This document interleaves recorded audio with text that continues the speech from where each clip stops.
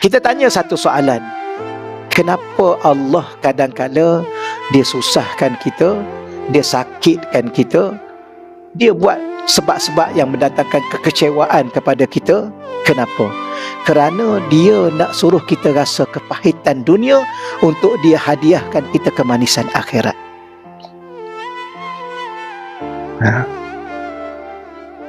Okay. Boleh faham? Itulah sayangnya Allah pada diri kita. Allah, kalau macam ni kenapa kita masih lupa dia? Kenapa masih kita pertikai dia? Kenapa masih kita tak redha dengan dia? Kenapa? Apa masalah kita sebenarnya? Kita nak senang ke? Kita nak susah? Kita nak bahagia ke? Kita nak derita? Kita nak manis ke? Kita nak pahit? Maka kalau betul-betul yang kita nak senang, nak gembira, nak manis, ikut aja apa yang ditentukan dalam hidup kita.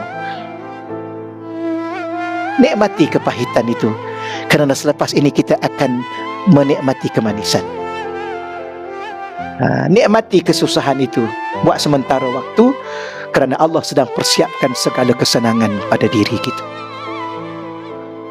Allah, itulah ya. Penat. Sebenarnya kita penat dengan diri kita sendiri. Susah. Kerana kita yang cari pasal dengan diri kita sendiri. Maka kita yang susahkan diri kita.